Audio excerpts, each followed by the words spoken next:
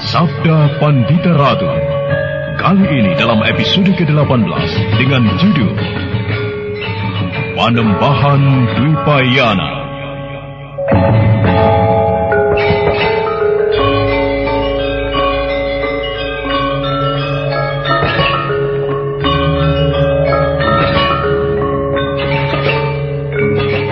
Dalam seri ke-519 ini, dengan para pemain, Ferry Fadli sebagai Kameswara, Wit Hendra sebagai Panembahan Dwipayana, M. Abud sebagai Ken Arok, Naryo sebagai Wasi Bresima, Heri sebagai Cantrik Dawu, dan Asli Suhastra, pengantar cerita. Pembicaraan yang terjadi antara Kameswara dan Panembahan Dwipayana berlangsung semakin meningkat dan kian membuat Kameswara penasaran serta tidak mengerti bagaimana seharusnya sikapnya.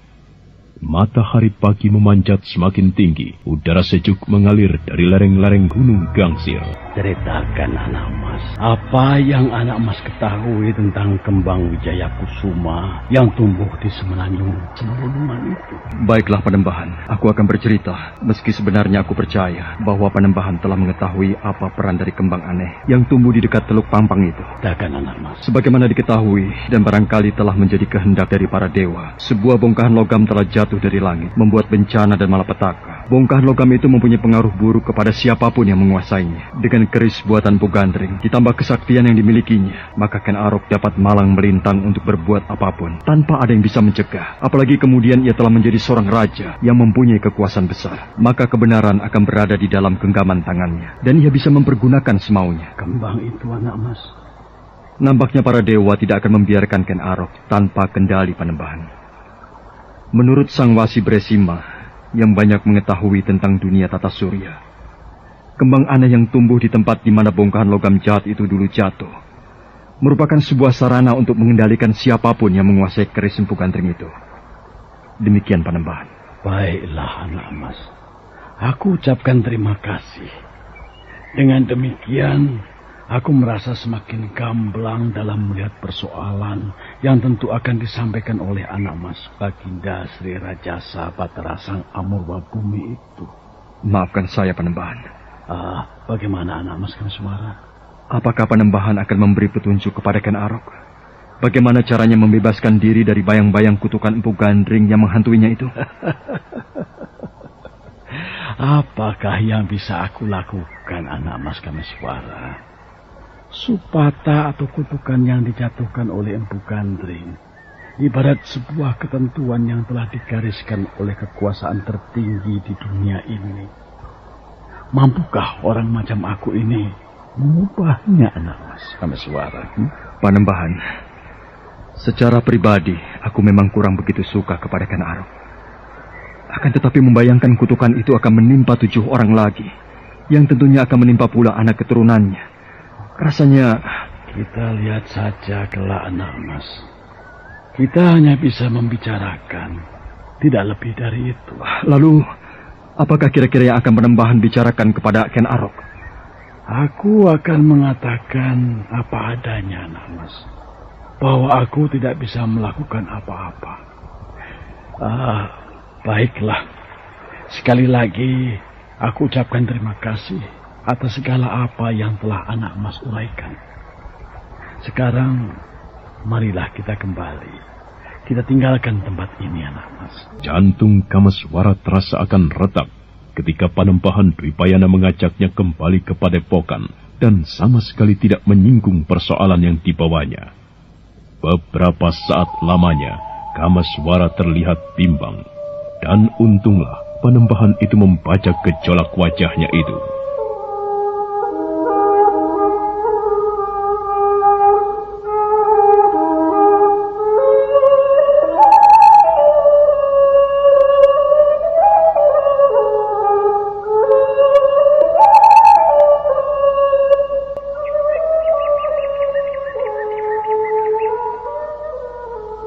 Anak mas Kameswara kelihatannya masih belum puas. Apakah anak mas masih akan membicarakan sesuatu? Maafkan aku Panembahan.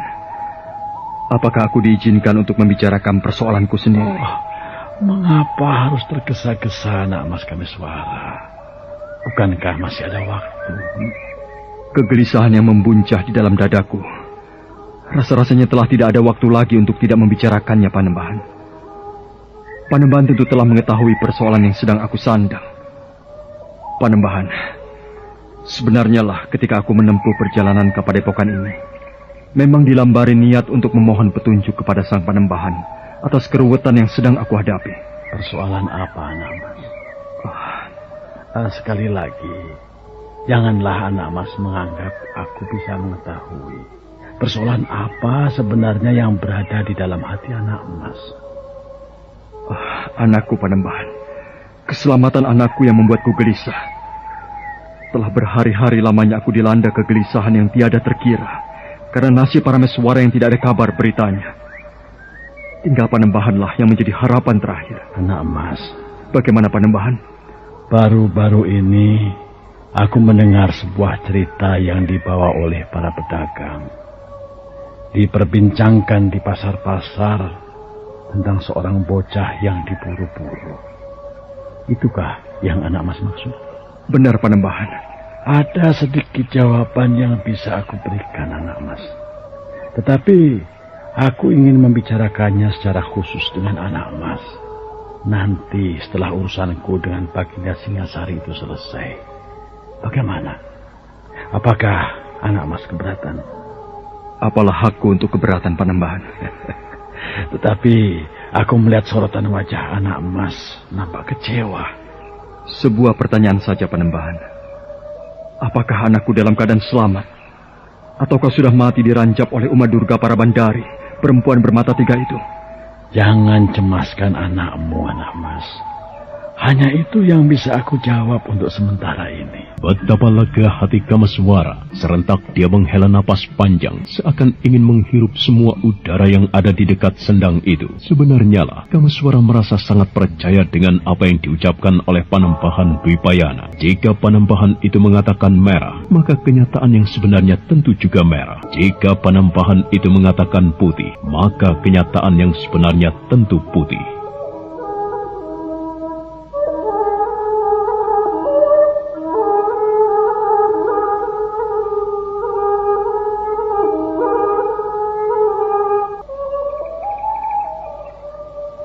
Terima kasih, Panembahan. Meskipun aku belum bertemu dengan anakku, akan tetapi aku merasa lega. Aku percaya bahwa Parameswara sekarang berada di dalam perlindungan yang aman. Tuntunlah aku, anak mas. Mari kita kembali ke Padepokan. Tanpa menunggu permintaan itu diucapkan dua kali, Kameswara segera menggandeng tangan Panembahan Dwipayana. Dengan tertatih-tatih, Panembahan itu kemudian berjalan. Bagaimanapun juga, di dalam hati Kameswara tumbuh rasa heran. Keadaan Panembahan yang tua, yang ringkih, yang tiada bertenaga, sangat bertolak belakang dengan berbagai masalah yang seolah berada di dalam genggaman tangannya. Jangan-jangan sangat keliru apa yang menjadi dugaanku. Aku mengira di dalam diri Sang Panembahan tersimpan berbagai jenis ilmu kanuragan yang dahsyat dan tiada terkira. Tetapi, menilik keadaan Panembahan yang seperti ini, dugaan itu sebenarnya keliru. Bisa jadi, Sang Panembahan hanya mempunyai pengaruh yang luar biasa terhadap orang berjubah merah yang mengaku bernama Prabangkara itu, atau kakek tua yang bernama Prabancana. Sayang sekali, rupanya Sang Panembahan sangat senang berteka-teki. Bagaimana caranya agar aku bisa mengetahui latar belakang Sang Panembahan ini? Bagaimana, nak mas? Dugaanku meleset, Paman Wasi Bresima. Meleset bagaimana, nak mas? Panembahan ternyata tidak membicarakan persoalan yang aku bawa. Lalu?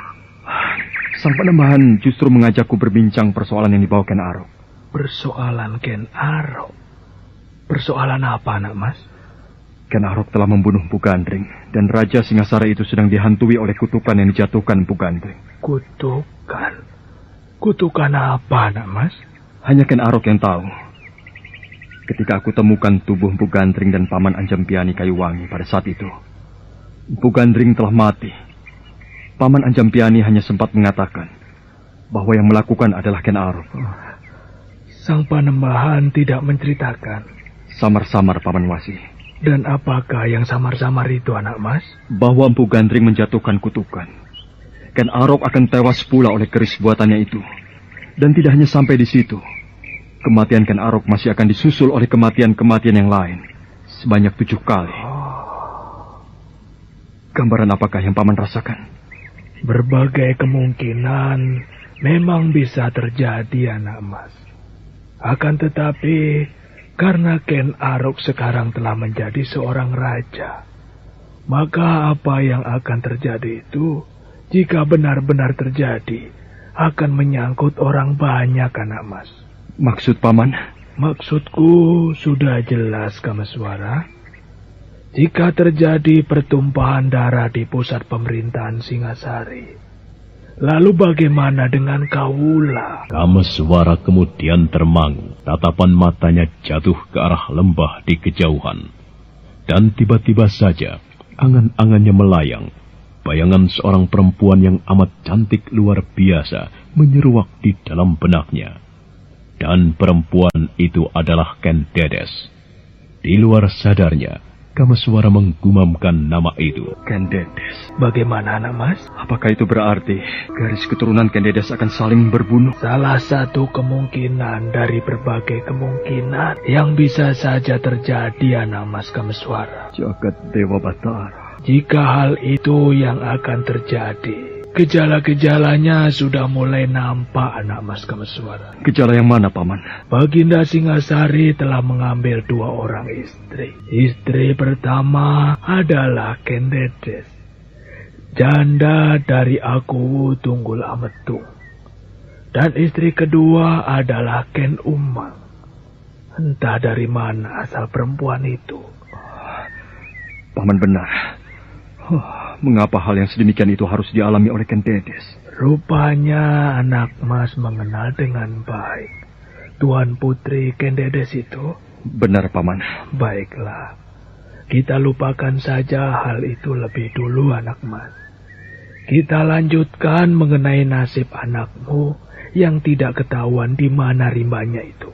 Tidakkah sang penembahan menyinggung persoalan itu, meski hanya secuil kecil? Ada, Paman. Meski secuil kecil, akan tetapi membuatku lega. Panembahan meminta kepadaku untuk tidak membicarakan persoalan Parameswara itu lebih dulu. Tetapi Panembahan mengatakan agar aku tidak terlampau mencemaskan nasibnya. Dengan demikian aku boleh berharap anakku berada di dalam keadaan selamat, Paman.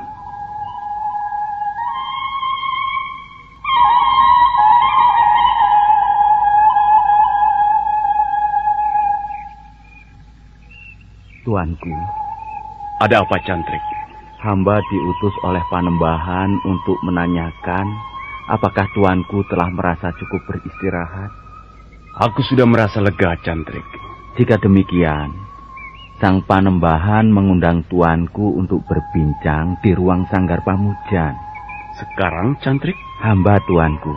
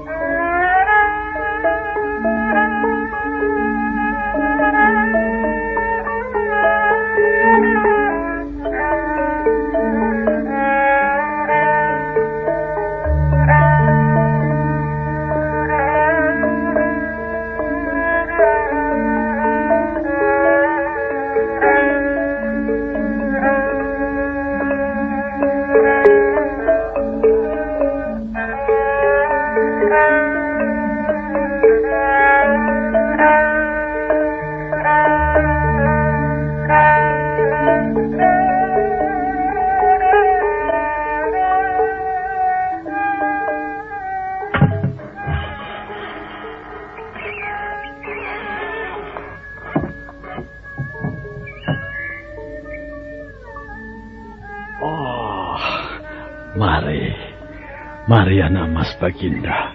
Silakan duduk anak mas. Terima kasih Panembahan. Ken Arok duduk di atas suatu kilang. Watu berarti batu. Kilang adalah nama jenis batu yang pipih kehitam-hitaman dan biasa dipergunakan sebagai umpak bangunan dan tempat duduk. Ken Arok yang berderajat raja itu duduk berhadap-hadapan dengan Panembahan Dwipayana.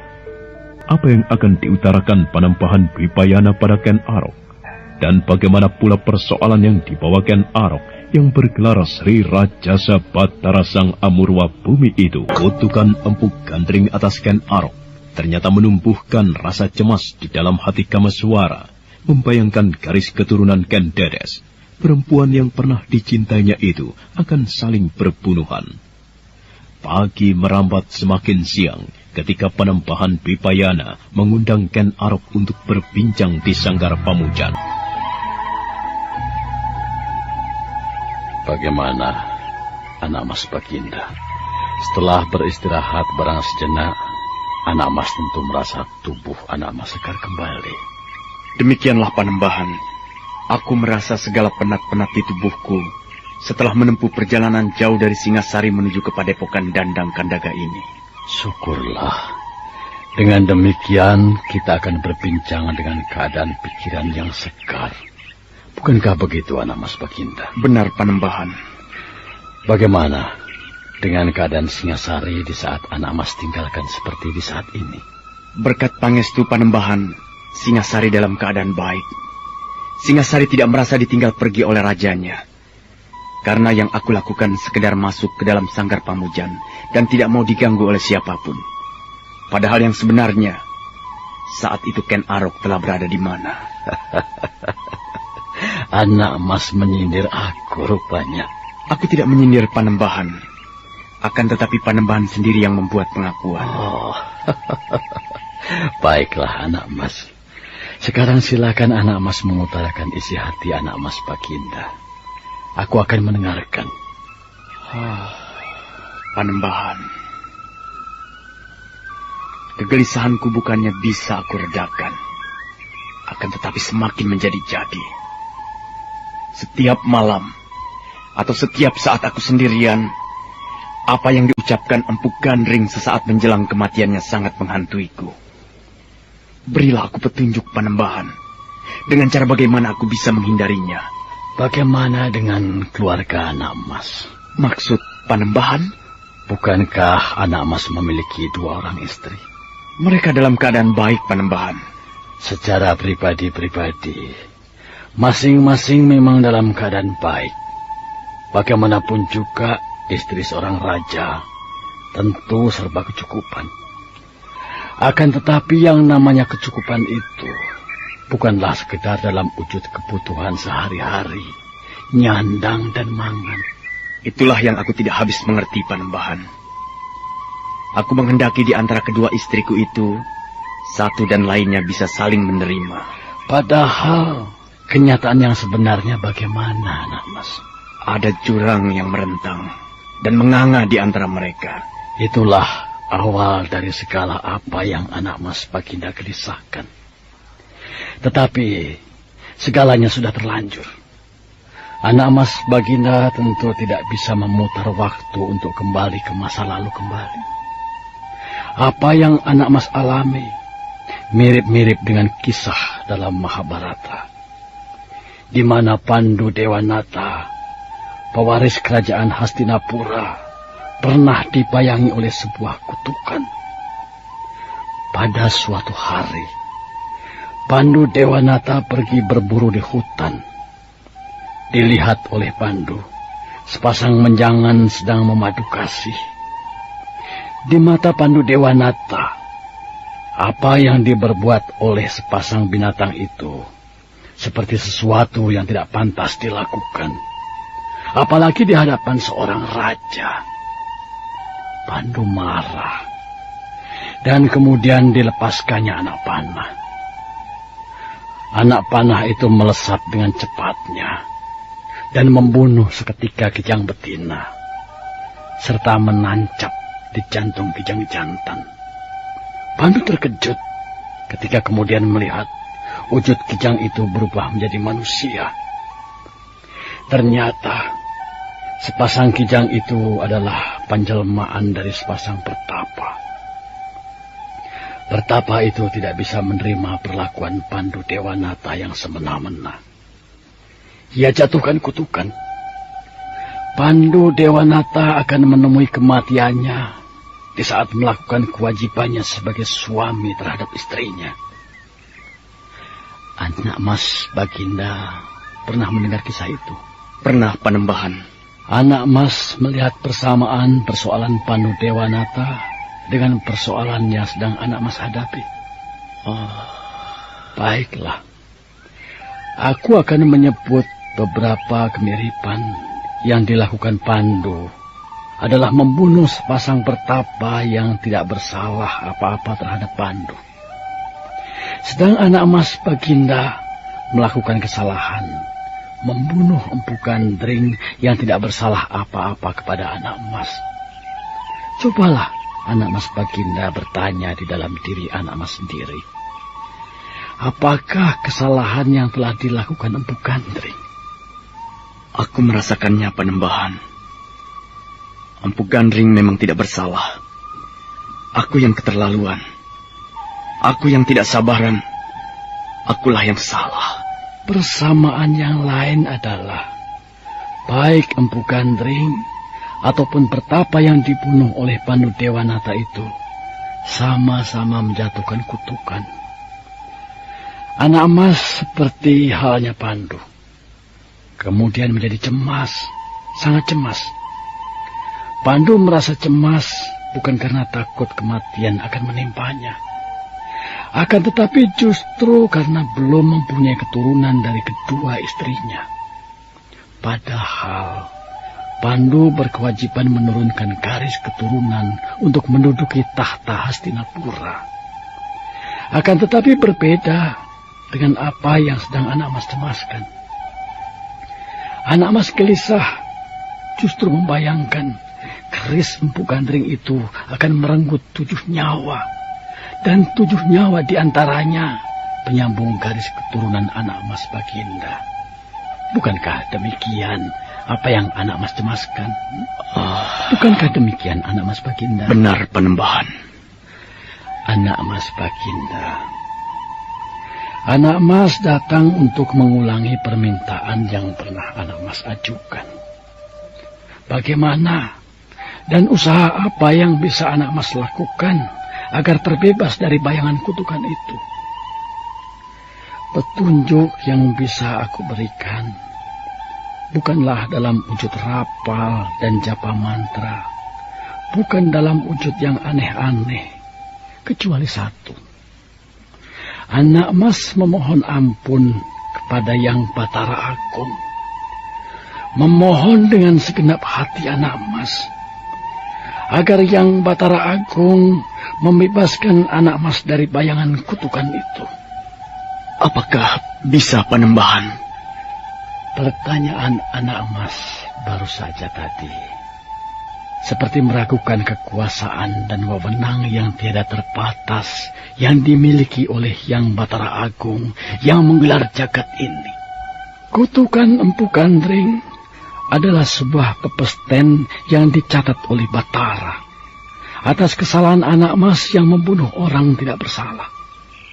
Akan tetapi, pepesten itu bukanlah sebuah harga mati yang tidak bisa ditawar-tawar lagi. Pepesten itu akan berubah jika anak Mas sendiri berusaha sekuat tenaga untuk mengubahnya. Pandangan mata Ken Arok atau Sri Rajasa Raja Singasari itu terhunjam ke lantai dari sirap-sirap jati, di mana dia duduk di atas watu kilang. Sesaat kemudian, Ken Arok memandang keluar sanggar ke arah sungai yang mengalirkan air bening beriak-riak. Di dalam lamunannya, kemudian muncul bayangan Ken Umang yang di dalam rahimnya telah berkembang bakal bayi dari benih yang ditaburkannya. Kemudian muncul pula bayangan yang lain, Ken Dedes, yang sedang menimang-nimang Anusapati, Pangeran Pati, yang sebenarnya bukan anaknya, tetapi keturunan Tunggul Amatung. Apakah yang anak Mas lamunkan? Anusapati, Panembahan. Kenapa dengan Pangeran Pati, anak Mas? Apakah aku dapat mengubah sejarah dengan melenyapkannya, Panembahan? Melenyapkan Anusapati?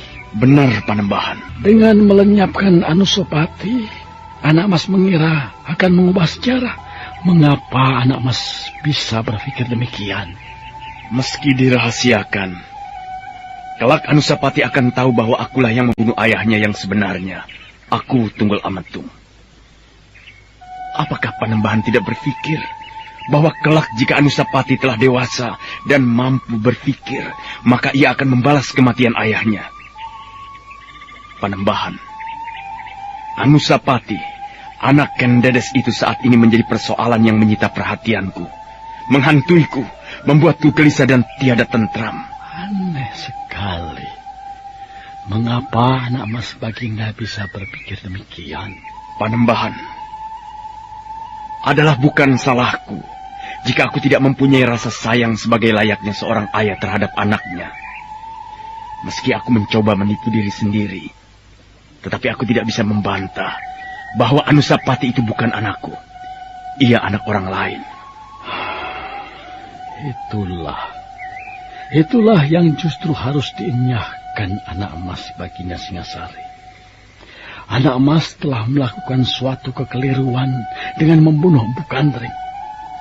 Anak Mas Baginda kemudian dibayangi oleh kutukan yang membuat anak Mas tidak tentram itu. Mengapa anak Mas akan mengulangi kesalahan yang sama? Apa dosa bayi itu? Sehingga di dalam hati anak Mas terbesit niat untuk membunuhnya. Telah aku bayangkan, Panembahan. Kelak, anak itu akan membalas kematian ayahnya. Dan itulah awal dari bukti kutukan Empu Gandring. Kutukan itu harus aku cegah, Panembahan. Caranya lah yang aneh. Anak Mas akan mengenyahkan Anusapati. Bagaimana jika Anusapati meniru apa yang dilakukan Empu Gandring? Menjatuhkan kutukan pula. Apa yang bisa dilakukan seorang bayi, Panembahan? Jangan meremehkan hal semacam itu.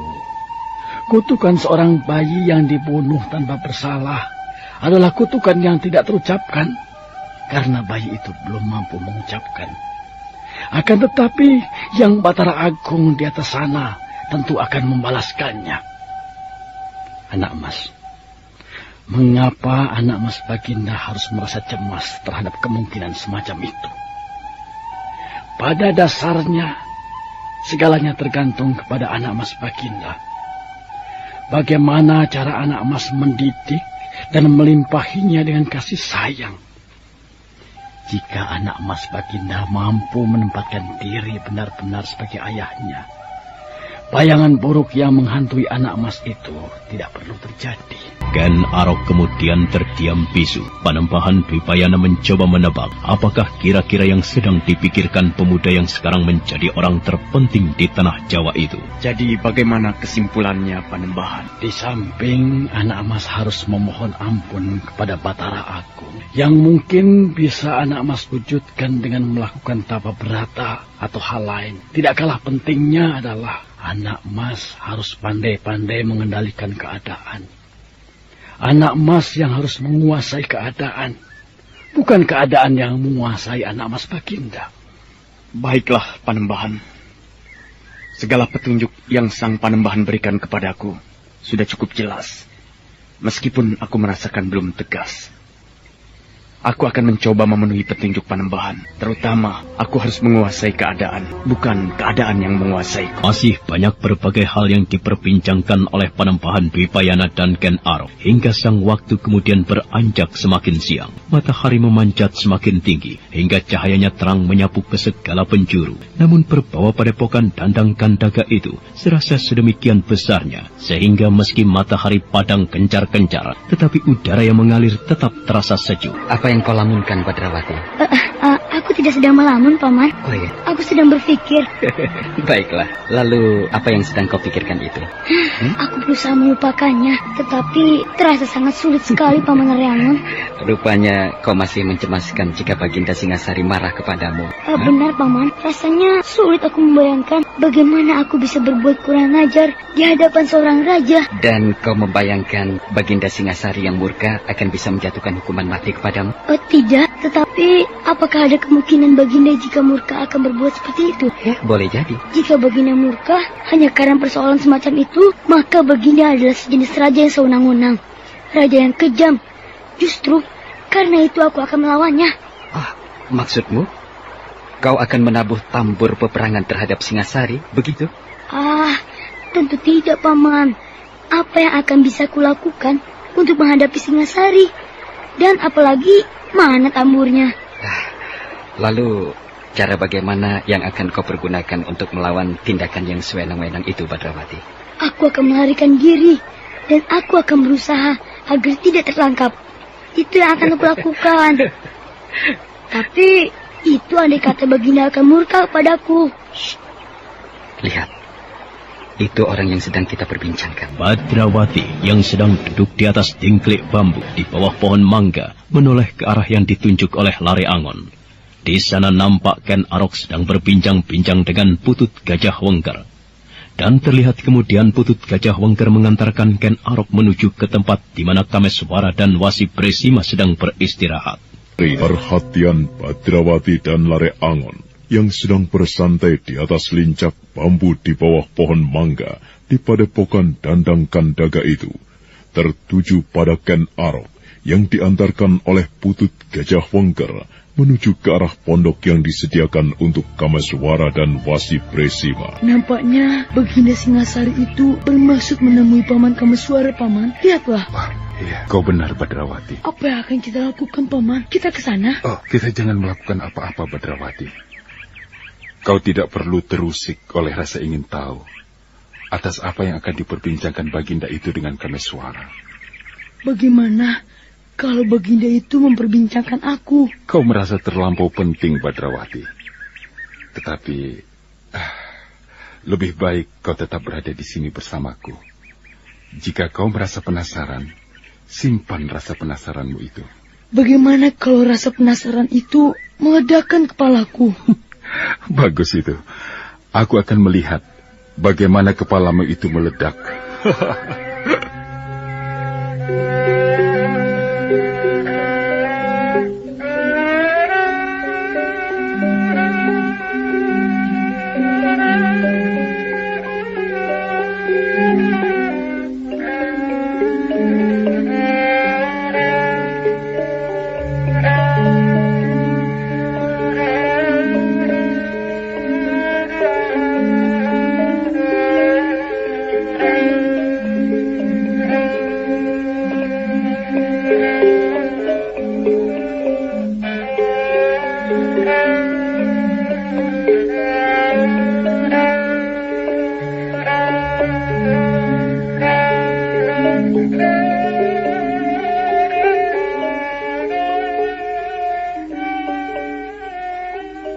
Sebenarnya lah, Ken Arok yang telah selesai diterima oleh Panembahan Dwipayana, kemudian menemui Kameswara dan Wasi Presima di pondok terpisah yang disediakan untuk mereka berdua.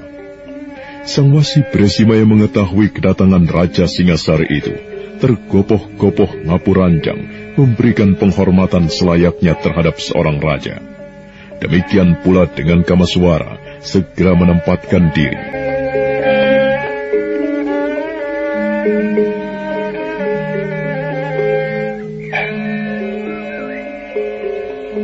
Jangan memberikan penghormatan kepadaku terlampau berlebihan, Kameswara.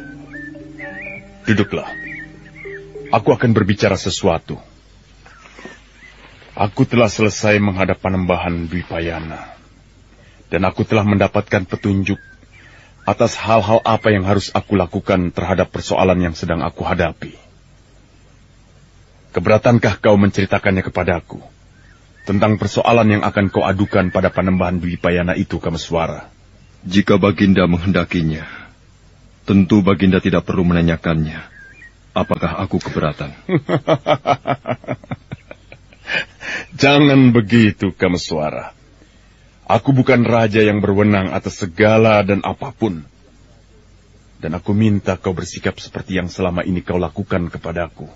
Anak laki-lakiku hilang, Baginda. Dan aku datang kepada Sang Panembahan untuk menanyakannya. Panembahan adalah orang yang sidik paninggal.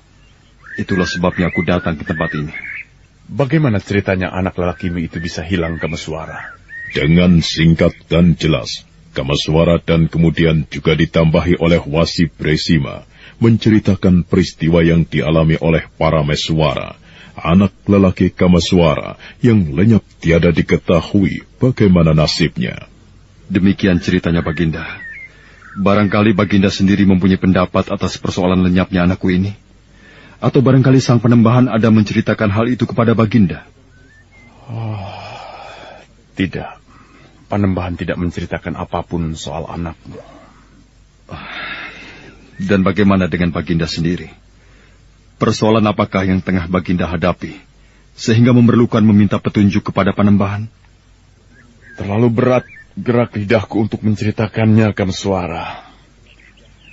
Tetapi kalau kau berkeinginan untuk mengetahui, aku tidak keberatan, andai kata Sang Panembahan bercerita kepadamu. Baiklah, jika demikian, aku akan menanyakannya kepada Sang Panembahan. Dan itu pun kalau Sang Panembahan bersedia menceritakannya. Artinya sebenarnya Baginda keberatan aku mengetahui. Bagaimana pendapat Paman Wasi? Sebaiknya hamba menganggap diri hamba tidak pernah mendengar apapun, Baginda. Namun demikian, meski hamba akan menganggap diri hamba tidak pernah mendengar apapun, tentunya merupakan hal yang sangat menarik jika hamba bisa mengetahui persoalan yang Baginda bawa. Karena hal itu tentu merupakan sebuah penghormatan bagi orang kecil semacam hamba. Aku tidak keberatan jika kalian mengetahui persoalanku. Akan tetapi aku berdoa, semoga Sang Panembahan tidak bercerita apapun. Baiklah Kameswara dan Paman Wasi. Aku sekedar singgah ke pondok ini adalah aneh jika aku kembali ke Singasari tanpa bertemu dengan Kameswara lebih dulu. Baginda langsung pulang? Iya. Dan aku sudah berpamitan dengan Sang Panembahan. Padahal aku mengira Baginda masih akan berada di sini sepekan atau sebulan lagi. Baginda tentu punya banyak waktu. Kau menyindirku, Kameswara? Aku sekarang bukan orang yang bebas lagi, Kameswara. Aku telah berada di dalam penjara yang aku ciptakan sendiri. Kehidupan Baginda yang sekarang, Baginda anggap sebagai penjara? Bagaimana kalau kita tukar tempat, Baginda? Sayang sekali, Kameswara. Penjara yang aku maksud itu begitu mengasyikkan. Sudah aku duga. Sudah kau duga bagaimana? Sudah aku duga bahwa Baginda akan menjawab seperti itu. Baiklah, Kameswara. Jika kau tidak keberatan aku mengundangmu untuk datang ke Istana Singasari. Aku pikir orang semacam kau adalah orang yang aku butuhkan. Bagaimana? Jika aku mempunyai waktu, Baginda, dan bagaimana? Hanya untuk datang berkunjung, bukan untuk yang lain. Bukan karena kau pernah dekat denganku, Kameswara. Akan tetapi aku memang melihat kau mempunyai kemampuan. Sehingga jauh-jauh hari, aku telah membayangkan untuk memintamu membantuku menyelenggarakan pemerintahan di Singasari. Bukan maksudku menolak, tetapi aku merasa istana bukanlah tempatku. Di samping itu, persoalan yang membayangi anakku Parameswara membuat aku tidak mempunyai waktu untuk yang lain, bahkan untuk mengurus diri sendiri. Jangan kau patok harga mati, Kameswara. Saat ini kau berpikir seperti itu. Di lain kali aku berharap pikiran itu akan berubah. Baiklah, Baginda. Namun untuk saat sekarang, aku berpikir seperti itu. Aku juga mengundangmu, Paman Wasi. Apakah disediakan sebuah jabatan untukku, Baginda? Ada. Mungkin Paman Wasi akan sudah menjadi pujangga keraton. Terima kasih, Baginda. Kelak barangkali hamba akan sepo di Singosari. Hamba hanya nyadong sebuah jabatan yang rendah. Pekatik kuda yang akan merawat kuda-kuda kelangenan Baginda. Paman Wasi menggunakan sebuah kalimat yang lebih halus. Yang kalau aku artikan, Paman menolak tawaranku.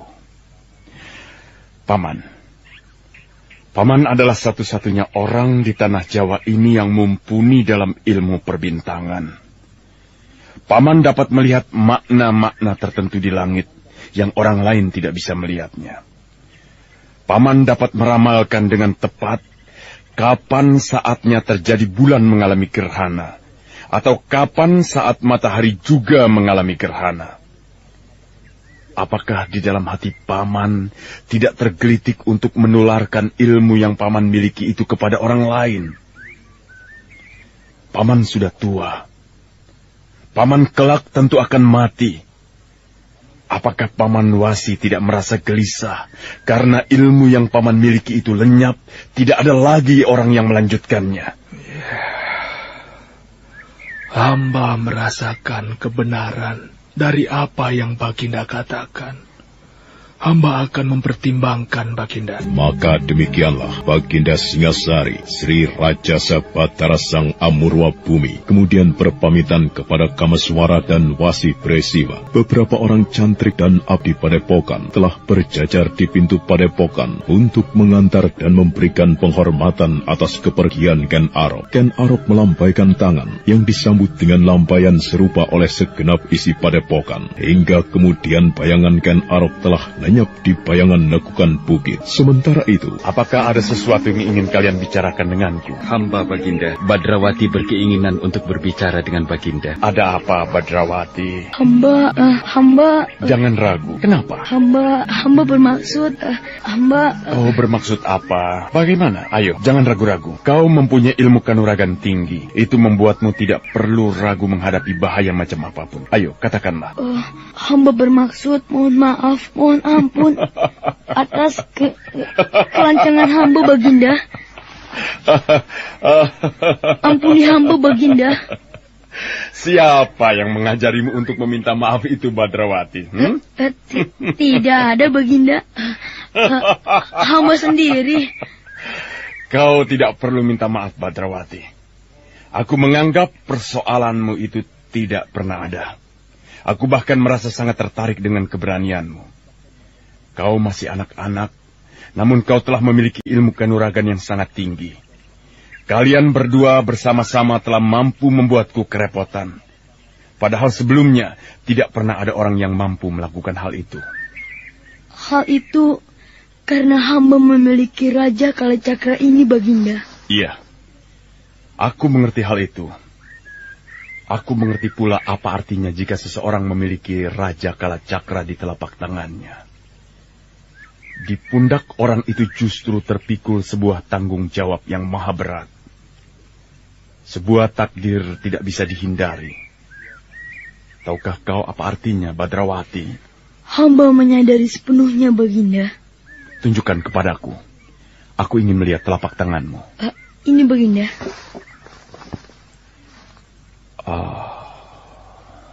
Kau mempunyai orang tua, Badrawati. Tentunya mempunyai, Baginda. Mustahil hamba bisa ada di dunia ini jika hamba tidak mempunyai orang tua. Maksudmu bagaimana, Badrawati? Hamba tidak tahu siapa mereka, Baginda. Dari kecil, hamba merasa telah sendirian. Dan kau? Hamba Lare Angon, Baginda. Lare Angon?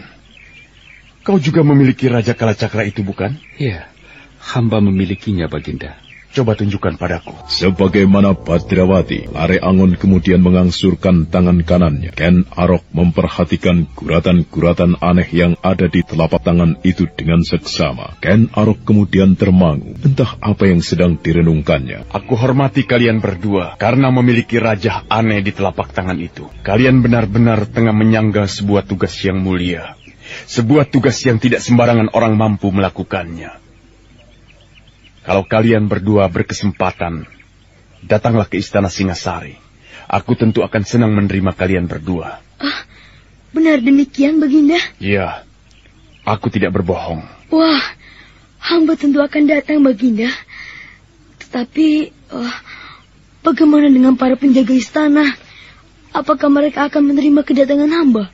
Seketat apapun penjagaan istana Singasari, setinggi apapun tembok benteng istana, apakah dapat menghadang Badrawati? Tentu hamba tidak akan berbuat seperti maling, Baginda. Kalau begitu, bagaimana dengan timang ini? kau menginginkannya? Tidak, Baginda. Kalau begitu bagaimana kalau timang dari emas berteteteskan berlian ini aku berikan kepadamu? Raja Singasari yang menurut Badrawati adalah raja aneh itu melepas timangnya. Timang adalah hiasan pada sabuk yang melilit pinggang. Sabuk itu terbuat dari kulit yang diraut dengan cermat dan teliti oleh ahli yang membuatnya.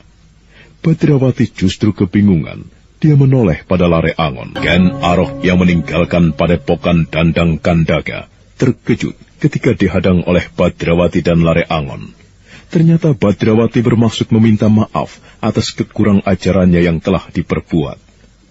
Ken Arok yang menaruh simpati pada Badrawati karena memiliki Raja Kalacakra justru bermaksud menghadiahkan timang emas yang dimilikinya. Nah, terimalah, aku berikan timang ini kepadamu. Akan tetapi... Tetapi kenapa, Badrawati? Hamba tidak berani menerimanya, Baginda. Mengapa? Ini aku berikan dan aku tidak meminta syarat apapun. Wah, hamba tidak berani menerimanya, Baginda. Badrawati, bukankah kau ingin memasuki istana Singasari tanpa mengalami kesulitan? Dengan kemampuan kanuragan yang sangat tinggi yang kau miliki itu, dengan mudah kau bisa menyusup masuk ke dalam istanaku.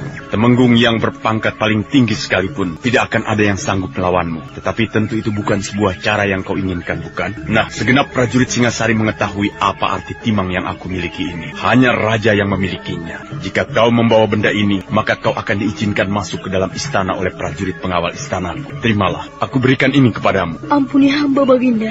Bagaimana? Hamba akan menerimanya, akan tetapi dengan sebuah syarat. Wah, justru kau yang mengajukan syarat. Baiklah, katakanlah apa yang menjadi syaratmu. Hamba akan menerimanya, akan tetapi hanya membawanya tanpa harus memilikinya. Kelak jika hamba menghadap di istana, hamba akan menyerahkan benda ini kembali pada tuanku, Baginda. Kau merasa takut terhadap benda itu, Badrawati, padahal itu benda mati. Hamba tahu, Baginda, akan tetapi hamba merasa malu jika hamba harus menerima pemberian timang itu, karena sebelumnya hamba justru telah mempersoalkannya. Sudahlah, Badrawati, terimalah, dan ini adalah sebuah perintah dari seorang raja. Jika kau menolak, maka itu sama artinya dengan kau membangkang perintah raja. Terima. Hamba... Terima. Hamba tidak tahu apa yang harus hamba ucapkan, Baginda. Ucapkan saja terima kasih. Beribu-ribu terima kasih, Baginda. Aku terima ucapan terima kasihmu, Badrawati. Dan kau, Lare Angon, kau tentu merasa iri jika aku tidak memberimu sesuatu. Tidak, Baginda. Hamba tentu tidak berani menyimpan perasaan semacam itu. Bahkan hamba merasa ikut berbahagia karena Badrawati mendapatkan karunia sedemikian besarnya. Sebagai ungkapan rasa hormatku terhadap orang-orang khusus semacam kau yang memiliki Raja Kalacakra, aku akan memberimu sesuatu, Lare Angon. Akan tetapi datanglah ke Singasari di lain kesempatan. Mungkin kau bisa bersama-sama dengan Badrawati. Hamba, tuanku, merupakan sebuah karunia yang tiada terkira bagi hamba mendapatkan kehormatan seperti itu. Kelak hamba berharap dengan Badrawati, hamba akan mendapat kesempatan untuk seba di istana. Harus diusahakan mendapat kesempatan. Dengan genggaman yang erat, tangan kiri Badrawati memegang timang hadiah dari Baginda Sri Rajasa Batara Sang Amurwa Bumi. Ken Arok telah berjalan jauh melintasi bukit. Ken Arok melambaikan tangannya, dibalas dengan lambaian tangan pula oleh Badrawati dan Lare Angon. Sesaat kemudian, raja yang masih muda itu telah lenyap di balik lekukan bukit. Badrawati memandangi timang emas di tangan kirinya dengan seksama. Sama sekali tidak seperti apa yang aku bayangkan, bukan main. Apanya yang bukan main? Orang itu, maksudku Baginda Singasari itu ternyata baik sekali. Itu karena Baginda telah memberimu timang emas, lalu kau katakan baik. Sebagaimana siapapun yang memberimu sesuatu, tentu akan kau katakan baik. Tidak. Bukan itu dasarnya Paman Lare Angon. Lalu bagaimana? Bahwa aku telah menjengkelkannya. Seharusnya Baginda itu murka kepadaku. Tetapi kenyataannya tidak. Bahkan menghadiahi timang ini, itulah yang membuatku kagum. Coba pakailah timang itu, Badrawati. Aku ingin melihatnya. Baik, Akan aku pakai, Paman. Dengan tangan sedikit gemetar dan raut wajah yang sulit diterjemahkan, Badrawati segera mengenakan sabuk bertimang emas yang baru diterimanya dari Ken Arok. Bagaimanapun juga, Badrawati tetap seorang anak kecil yang merasa sangat bangga dan gembira mengenakan timang itu. Bagaimana, Paman? Bagus sekali, Badrawati. Tentu, timang siapa dulu? Sementara itu, di waktu yang bersamaan, ketika Ken Arok dihadang Badrawati dan Lare Angon, Kameswara merasa gelisah karena ada sesuatu yang mengganjal di dadanya, dan sang Wasi Bresima mampu membaca dari raut wajah itu. Apa yang sedang kau gelisahkan, anak mas Kameswara? Dadaku terasa sakit, Paman. Aku berusaha mengenyahkannya, atau berusaha melihat persoalan itu dengan mata yang mewakili hati yang jernih, pikiran yang jernih. Tetapi ternyata rasa risih ini tetap saja menyusup ke dalam hatiku. Persoalan yang mana, anak mas? Paman pernah mendengar kisah tentang saat-saat terakhir pertempuran besar antara Tumapel dan Kediri. Aku mengikutinya, anak mas. Tetapi bagian mana yang anak mas maksud? Tewasnya Tumenggung Murtiwandawa.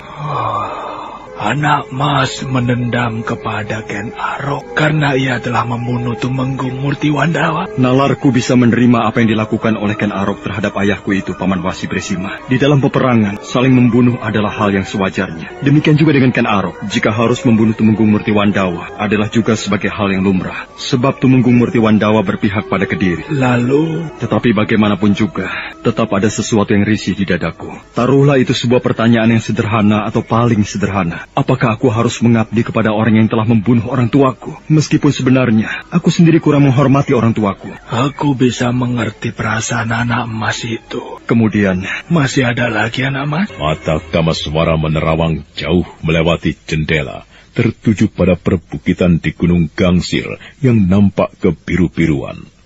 Angan-angannya tertuju kepada Ken Dedes, wanita yang juga pernah menyita hatinya, dicintai dengan sepenuh perasaan, dan wanita itu sekarang telah dikuasai oleh Ken Arok. Namun Kameswara tentu tidak akan mengatakan hal itu pada Wasi Bresima. Tidak, Paman. Dan sebaiknya aku memang tidak perlu memikirkannya. Dari mana kalian berdua? Aku sekedar mengikuti Badrawati. Bagaimana kau mendapatkan timang itu, Badrawati? Baginda memberikannya kepada aku, Paman. Ternyata Baginda orang yang baik hati. Tadi aku menghadangnya. Aku bermaksud minta maaf atas kelancangan perbuatanku. Baginda memaafkanku, bahkan menghadiahi aku benda ini. Juga mengundang kami berdua untuk datang ke Istana Singasari. Bagaimana pendapat Paman Kameswara? Benar apa yang kau ceritakan itu, Badrawati? Benar, Paman. Kau terima timang itu karena Baginda menghadiahimu? Benar, Paman. Kalau tidak percaya, tanya saja kepada Paman Lare Angon. Aku tidak mempunyai pendapat apa-apa, Badrawati. Wajah Badrawati menjadi sedikit kecewa dengan jawaban itu. Wajah Kameswara seolah menyiratkan rasa tidak senang karena Badrawati menerima timang emas pemberian Ken Arok. Badrawati menghela napas panjang dan kemudian berbaring di atas amben. Badrawati kemudian memejamkan matanya.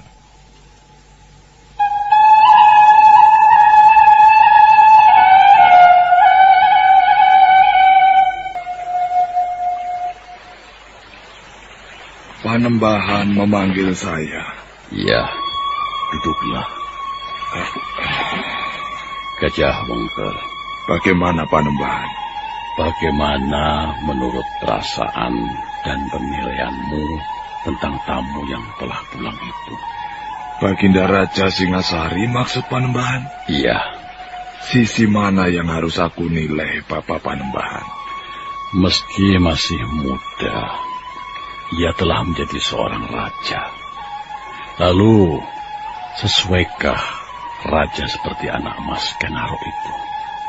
Bagaimana Gajah Wengker? Maafkan saya, Panembahan. Saya tidak bisa memberikan penilaian apa-apa.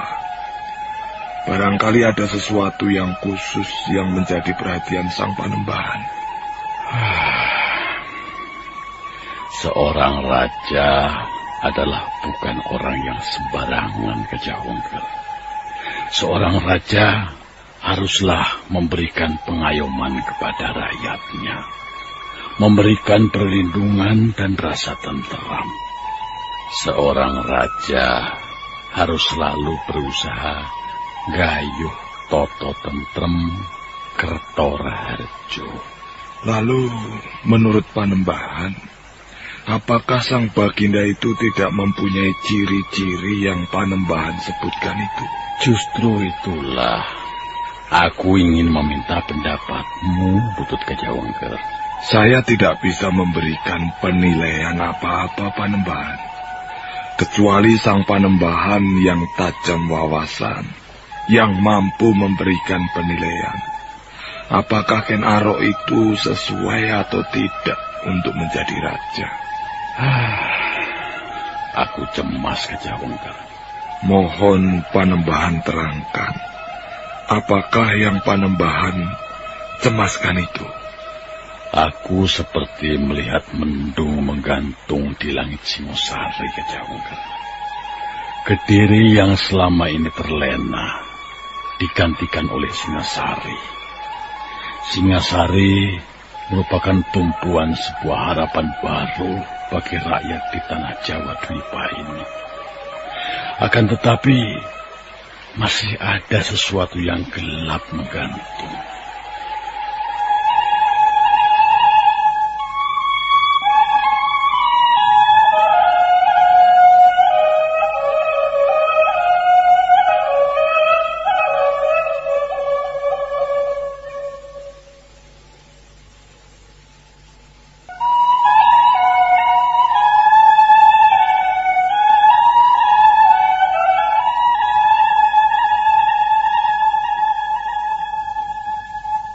Butut Gajah Wengker terdiam dan memandangi wajah Panembahan Dwipayana dengan seksama. Butut Gajah Wengker yang berkali-kali melihat ramalan Panembahan itu menjadi kenyataan, merasa sangat yakin bahwa ramalan itu pun nantinya akan menjadi sebuah kenyataan. Namun Gajah Wengker memilih diam, menunggu Panembahan itu melanjutkan kata-katanya. Nah, apa yang akan dibicarakan oleh Panembahan Dwipayana dengan pututnya itu? Saudara pendengar, untuk mengetahui jawabannya, ikutilah kelanjutan kisah ini dalam seri berikutnya. Sampai jumpa.